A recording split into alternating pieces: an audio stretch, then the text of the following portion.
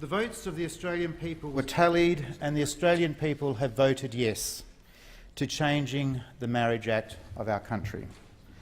I know many people question the original plebiscite. I did. I know many opposed the postal survey. I did. And many gay and lesbian people felt uncomfortable asking for equal rights before the law, because why should you supplicate for the same rights and responsibilities as others? Nevertheless, we must acknowledge with awe and gratitude the willingness of our countrymen and women to stand beside us, to affirm us and to join us in voting yes. On behalf of the gay, lesbian, transgender, bisexual and intersex Australians and their families, I say with humility and with gratitude, thank you. Yesterday we saw a glimpse of the country we all yearn for, a country that is fair-minded, generous and accepting. We saw a country that was willing to embrace its hopes rather than hold on to its fears. And many of us across this chamber have seen something of that great Australian story that compelled us into public life. For the Liberals and Conservatives who yearned for change, we see in this result the shining city on a hill with more freedom, more acceptance and more grace. And for those opposite, they have lived out Ben Chifley's magnificent call to fight for the right so that truth and justice will prevail. In many cases, Australians voted for someone they knew, and in just as many, they voted for someone they didn't. The wonder of this result is that it brings together young and old, gay and straight, conservative and progressive, immigrant and Indigenous in the most unifying Australian coalition. True, some wanted a 15-year debate to be over so that we could move on to other pressing issues, but mostly there was an understanding by our fellow citizens that the life path for a young gay or lesbian teenager or young adult is harder than their heterosexual brothers and sisters. Australians voted to make that path easier. It wasn't just a vote of acceptance, it was that deep, loving embrace of a big family. Mr. President, every time we stand in this chamber, we do so as representatives of the people. In amending the Marriage Act, we do so knowing that we have the full confidence of the Australian people. The senators from Tasmania know that 63.6% of Tasmanians voted yes. The senators from Queensland know that 60.7% of Queenslanders voted yes. The senators from this fine capital territory know that 74% of Canberrans voted yes. The senators from New South Wales know that 57.8% of Australia's most populous state voted yes. The senators from Victoria know that 64.9% of Victorian residents voted yes. The senators from the rugged top end know that 60.6% of Territorians voted yes. The senators from South Australia know that 62.5% of electors voted yes. And my 11 brothers and sisters, senators from that great state of Western Australia, know that our home state delivered a resounding 63.7% yes vote. If ever there was a vote that took us back to being the state's house, I think this is it. We should also note that 133 electoral divisions out of 150 delivered a yes vote. In Western Australia, it was a clean sweep. 16 seats out of 16 seats voted yes. Mr. President, this was not just a vote about a law, but a vote about who we are as a people. I have listened to hundreds, if not thousands, of LGBTI Australians in past years. Many have written, emailed, Facebooked, tweeted, spoken to me in airports and at functions, or simply picked up the phone. There is a commonality in all these conversations and in all of our lives. It is that of rejection and acceptance, isolation and inclusion, but acutely shame and pride. It's the silent cord that runs through all of our lives, but acutely through the lives of LGBTI Australians. All too often, the biggest hurdle for so many is that of self-acceptance and finding that path where we can honestly reconcile who we are with the hopes and dreams we have for our own lives and what we think are the expectations of others. I've been fortunate. I have an accepting, embracing and loving family. The heartbeat of their love for me didn't skip a beat.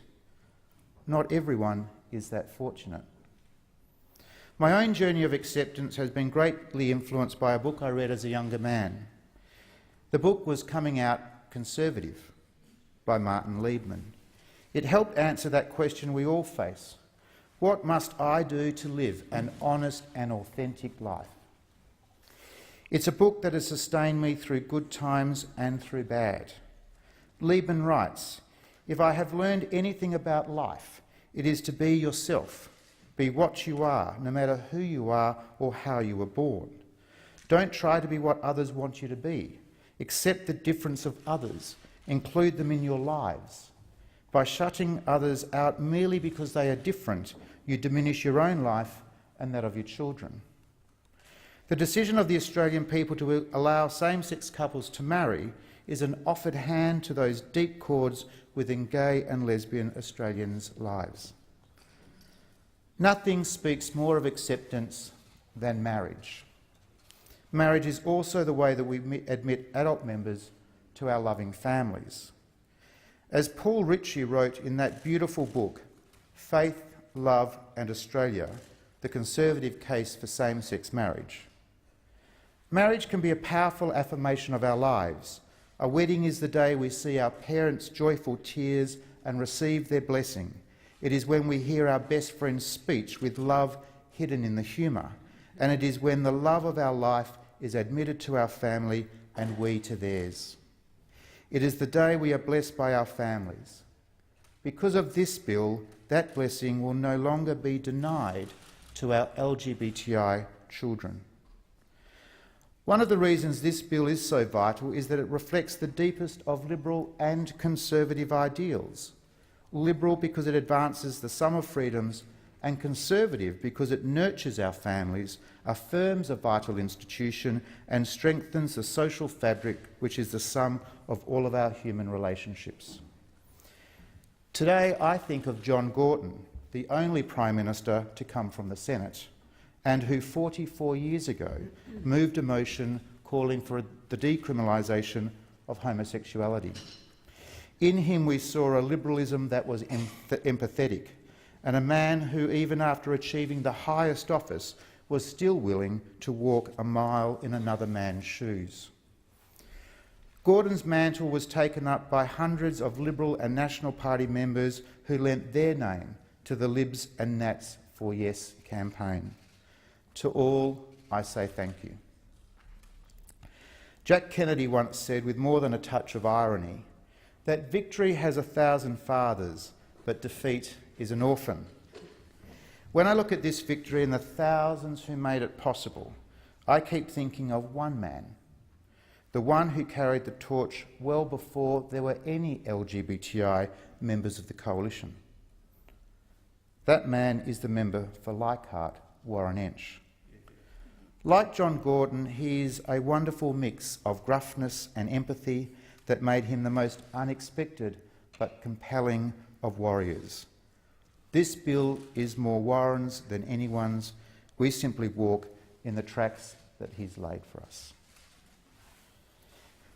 Mr. President, the Australian people have voted to change the Marriage Act. Now we must move decisively on their behalf. The postal survey was a vote on amending the Marriage Act, full stop. Yes, there are other worthy debates about freedom of expression and living out our shared values. And yes, I'll be a willing and enthusiastic participant in those debates. But those matters cannot be part of the Marriage Act. They can live for another day. This bill, in keeping with the express will of the Australian people, is solely about amending the Marriage Act. I believe this is a comprehensive bill and I'm willing to engage in the substantive issues the bill addresses. This bill seeks to remove existing discrimination from the Marriage Act, protect religious institutions, and does not reintroduce commercial discrimination. Let me be clear.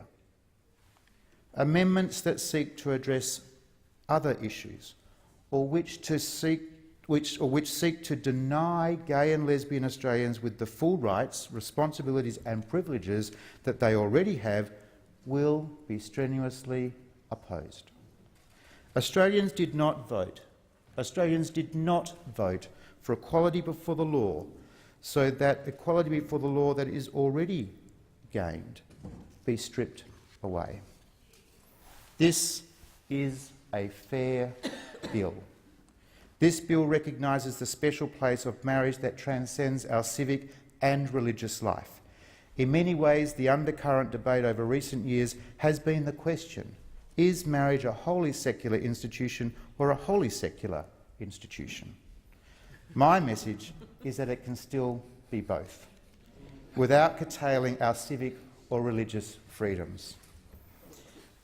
This bill advances the civic rights of all Australians and provides protection for religious institutions to continue to be guided by their own tenets of their own faith.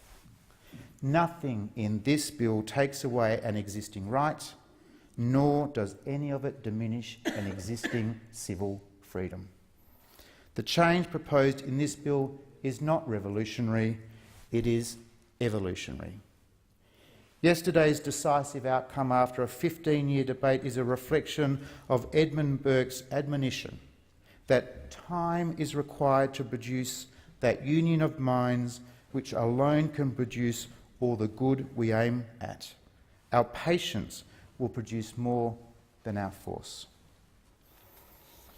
Mr. President, whether we admit it or not, we all bring our full selves to this place. All of us are a product of our families, of our histories, our connections, and the parties and communities from which we come. It is the strength and wonder of being a representative body. I've spoken this morning very much as a gay Australian, but let me also say a few words as someone who is also a Christian Australian. It is much a part of who I am as my nationality or indeed my sexuality, and it is in part why I wrestled with this issue for so long. Being true to self is often as much about being true to the people who loved us and nurtured us, and that equally applies to me. My faith is not a platform, it's a refuge. It's why on my desk there stands a crucifix. It gives me strength when there appear to be difficult times ahead of me. So I want to acknowledge the very genuine concerns some Christians and religious people around Australia have expressed during this postal survey and give a voice to them.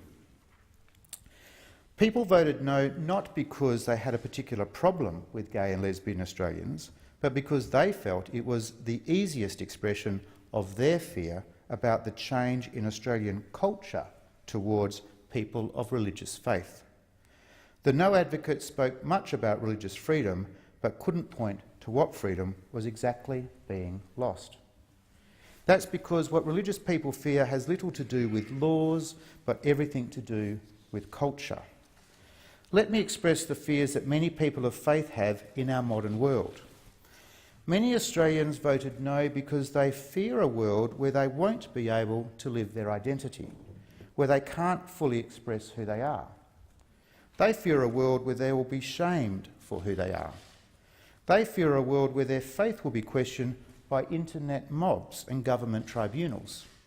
They fear a world where they mightn't be promoted at work if people knew what they believed or how they lived. They fear a world of ostracism for who they are and what God they follow. They fear a world where violence might be directed against them by a mad few, for no other reason than the faith they profess, the place in which they choose to worship. I understand. I understand these fears because they are reflections of the fears that LGBTI citizens have felt through our country's history. Fears about acceptance, fears about jobs, fears about hiding a part of you, and yes, fears about violence. This vote is not about, and must not be about, replacing one persecuted minority with another, or giving one hope to one group while inflicting fear on another group. It must be about advancing the hopes and dreams of all citizens, no matter their sexuality, ethnicity or religion. As Australians, we have a shared inheritance. Sir Robert Menzies, using the beautiful words of St Paul, said that we are, as Australians, members of one family. And indeed, we are. The error of our times, Mr President, is that all too often in this chamber we seek to advance the base that elected us rather than the nation that needs us, where we play to one group rather than to advance all. Yes, this is a great day for our democracy and our country, but it is also a day when we reaffirm our commitment to affirm the different identities of all our citizens and pledge ourselves to protect them all. Mr President, as a young man, I never believed I could serve as a senior advisor to a Prime Minister or a Premier, because I was a gay man. John Howard and Richard Court both proved me wrong. I never believed that I could be pre-selected to be a Liberal Party candidate or senator. The Liberal Party proved me wrong. I didn't believe my name would ever be accepted by the people at an election. The people of Western Australia proved me wrong. And I never believed